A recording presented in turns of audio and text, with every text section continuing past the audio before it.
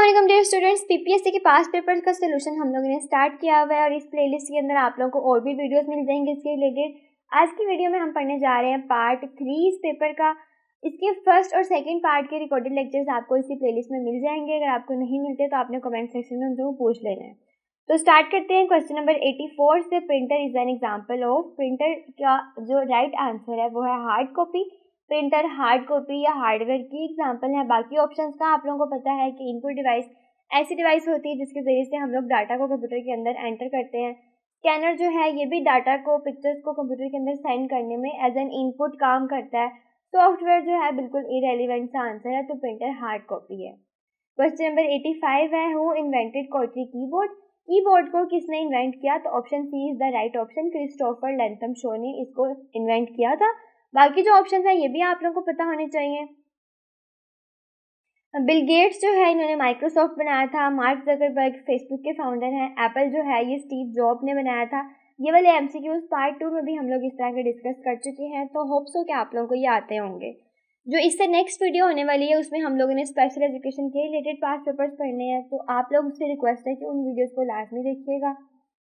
तो right answer यहाँ पे क्रिस्टोफर लैंथम शो 1860s में इन्होंने क्या किया था, लेआउट बनाया था ताकि टाइपराइटर की जो कीज़ है वो आपस में फंसती थी, तो इन्होंने कीबोर्ड बनाया था।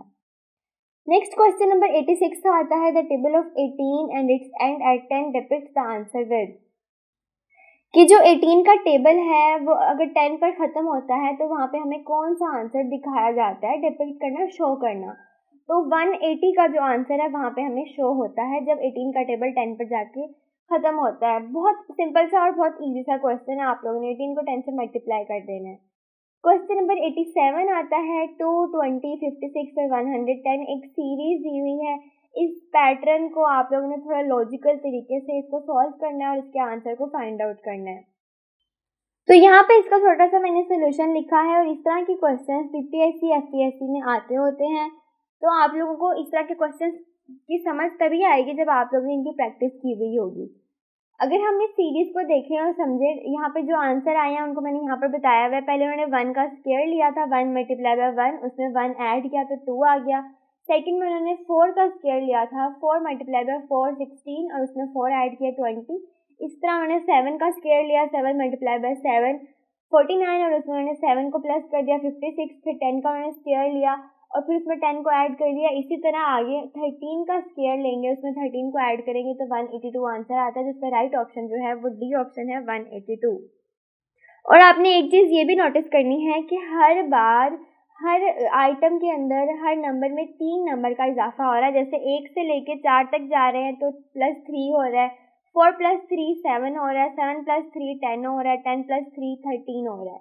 ये एक सीक्वेंस के अंदर जा रहे हैं, तो ये वाले सीक्वेंस के क्वेश्चन जो हैं बहुत इजी होते हैं अगर आप लोगों ने इनकी प्रैक्टिस की हुई है। नेक्स्ट क्वेश्चन नंबर 88 की तरफ जाते हैं। कुरान पाक की सबसे बड़ी सूरत कौन सी है? सबको पता है कि सूरह बकरा जो है कुरान पाक की सबसे बड़ी सूरत है और इसके अंदर 286 आयात होती हैं। और बाकी चीज़ें भी आप लोगों को पता होनी चाहिए कि कुरान पाक की सबसे छोटी सूरत जो है वो सूरत कौसर है। क्वेश्चन नंबर 89 है, the times of all 4 caliphs of Islam was dash year. के इस्लाम के जो चारों खलीफा राशिदीन थे उनके टाइम पीरियड कितना था? तो उनका टाइम पीरियड जो था वो 30 साल था। हज़रत अबू बकर का जो है वो तकरीबन 30 साल बनता था। हज़रत अबू बकर से लेकर हज़रत अली तक ये चारों के चारों जो खलीफा राशिदीन थे इनका टाइम पीरियड 30 साल का बनता था।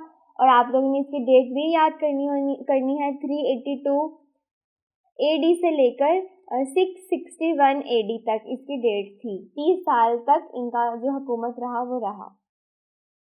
क्वेश्चन नंबर 90 है, word Pakistan in national anthem appear for. तो पाकिस्तान के कौमी तराने में पाकिस्तान का लफ्ज़ सिर्फ एक बार आया है।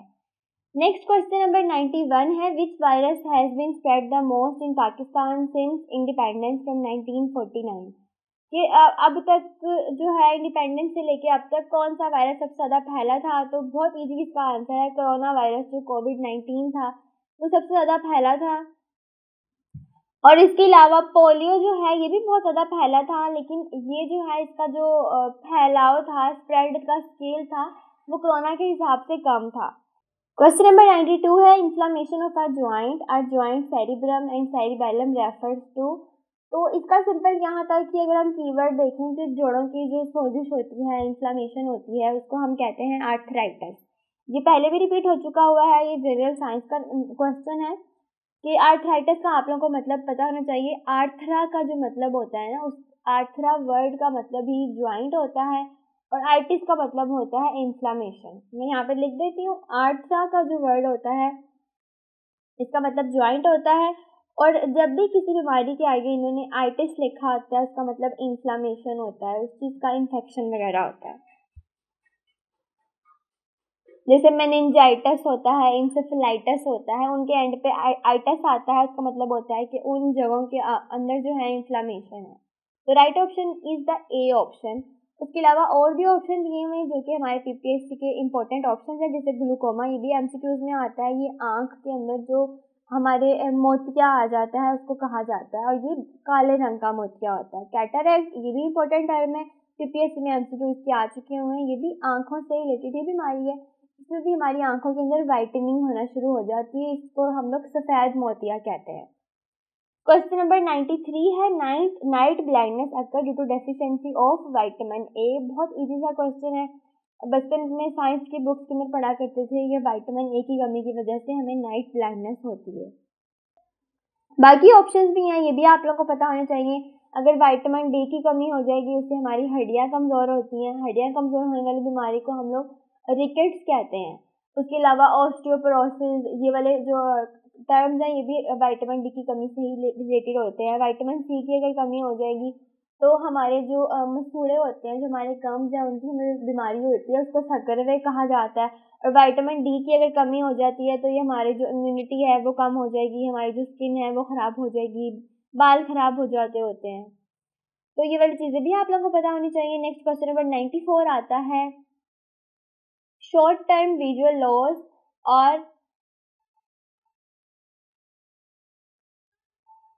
और अमाइरोसिस फंगस। ये जो शॉर्ट टर्म विजुअल लॉस है या फिर अमाइरोसिस फंगस है या fleeting blindness usually lasts for dash minutes, और इनके बाद क्या होता है, ग्रेजुअल रिकवरी होती है 24 आवर्स के अंदर अंदर। कि ये वाली जो बीमारियां हैं आंखों की, ये कितने मिनट के लिए रहती हैं और इनके बाद जो है 24 घंटे के अंदर अंदर हमारी रिकवरी हो जाती है। जो नेक्स्ट दूसरा क्वेश्चन है, विजन लॉस जो है वो इस्कीमिया से होती है। उसमें होता क्या है, अचानक आपकी आंखों के आगे डार्कनिंग होने लग जाती है, पेन होने लग जाएगी, और उसमें पार्शियल या कंप्लीट विजुअल फील्ड डेफिसिट्स हो सकते हैं। तो इसका जो आंसर है वो हमने ये बताना है कि जो अम्ब्रोसिया फंगस है या शॉर्ट टर्म विजुअल लॉस है ये कितनी देर के लिए होता है। तो राइट आंसर जो है is the A option, 22 to 30 minutes के लिए ये वाली कंडीशन होती है। मतलब कि ये इस तरह का अंधापन होता है जिसमें सिर्फ कुछ मिनट के लिए ही हम लोगों को जो है ना हमारा टेम्परेरी लॉस हो जाता है, हमारी आंखों का, हमारी विजन का। क्वेश्चन नंबर 95 है, UN secretary general belong to country Portugal and his name is. अब ये जो है क्योंकि पुराने पेपर्स हैं इसलिए इसमें पुरानी नॉलेज दी गई है, तो इस पेपर के मुताबिक जब का ये पेपर है यहाँ पर ऑप्शन सी जो है वो करेक्ट ऑप्शन मार्क भी किया हुआ है कि एंटोनियो जो थे यूएन के सेक्रेटरी जनरल थे, ये 2017 में थे। ये जो पुर्तगाल कंट्री है उसके पुराने प्राइम मिनिस्टर भी रह चुके हुए हैं। लेकिन जो लेटेस्ट करंट अफेयर्स होते हैं आप लोगों को उनसे भी अपडेटेड रहना है, और जो अब की चीज़ें हैं उनको भी आप लोगों को आनी चाहिए। 96 है, vitamin D deficiency can lead to. Vitamin D की अगर डेफिशिएंसी हो जाती है तो आपकी बोन डेंसिटी कम हो जाती है, ऑस्टियोपोरोसिस, आपकी हड्डियां भुरभुरी होने लग जाती हैं, उनमें फ्रैक्चर्स आने लग जाते हैं, रिकेट्स आने लग जाती है। तो ऑल ऑफ दीज जो हैं ये करेक्ट ऑप्शन है। ठीक है, ये सारी चीज़ें जो हैं ये हमारी हड्डियों से रिलेटेड है और विटामिन डी हमारी हड्डियों को मजबूत करता है। क्वेश्चन नंबर 97 है, कायदे आजम की सबसे फेवरेट गेम कौन सी थी। तो कायदे आजम की फेवरेट गेम थी ऑप्शन डी, बिलियर्ड। स्नोकर से मिलती जुलती गेम होती है, बिलियर्ड क्या होता है, स्नोकर क्या होता है। ये वाली चीज़ों का डिफरेंस मैंने आप लोगों को पिछली वीडियो में इसकी पार्ट 1 में बताया हुआ है, तो आप लोगों ने अगर नहीं देखी तो वीडियो जाके लाजमी देख लेंगे। अब सिर्फ 3 एमसीक्यूज रह गए हैं हमारे, इनको जल्दी से कंप्लीट करते हैं। क्वेश्चन नंबर 98 है, glaucoma is caused by increase in pressure with in. Glaucoma मैंने आप लोगों को भी बताया था कि ये हमारी आंखों की बीमारी है। इसमें हमारी आंखों के अंदर ब्लैक कलर की स्पॉटिंग होना शुरू हो जाती है। तो ये हमारी आई बॉल के अंदर अगर प्रेशर बढ़ जाता है तब होता है। हमारी आंखों के अंदर इंट्रा ऑक्यूलर प्रेशर इसको कहा जाता है। हमारी ऑप्टिक नर्व होती है जो हमारा मैसेज लेके जाती है ब्रेन तक, उस नर्व को नुकसान पहुंचता होता है। उसकी वजह से हमारी आंखों में काले काले जो है ना चीज़ें प्रोड्यूस होना शुरू हो जाती है। इसको काला मोतिया कहा जाता है। क्वेश्चन नंबर 99 है macular degeneration and eye disease refer to. तो इसका option C is the right option, old age problem. कि ये जो है आंखों की बीमारी है, ये हमारी इसको कहा जाता है कि जैसे उम्र बढ़ती है ना उसके साथ साथ हमारे आंख के पीछे एक पार्ट होता है जिसको मैक्यूला कहा जाता है। वाला पार्ट जो है वो विद द टाइम खराब हो जाता है, तो हमें सीधा देखने में मुश्किल होती है। लास्ट क्वेश्चन है कुरान मजीद में कितनी सूरतें हैं? तो आप सब लोगों को पता है 114 इज द करेक्ट ऑप्शन। तो होप्स फॉर स्टूडेंट की वीडियो आप लोगों के लिए हेल्पफुल रही होगी। आप लोगों ने कमेंट सेक्शन में लाजमी बताना है कि आप लोगों को वीडियो पसंद आई या नहीं। अगर आप लोगों को ऐसी मजीद वीडियोस चाहिए तो चैनल को फॉलो कर लें, वीडियो को लाइक कर दें, शेयर करें और सब्सक्राइब करें।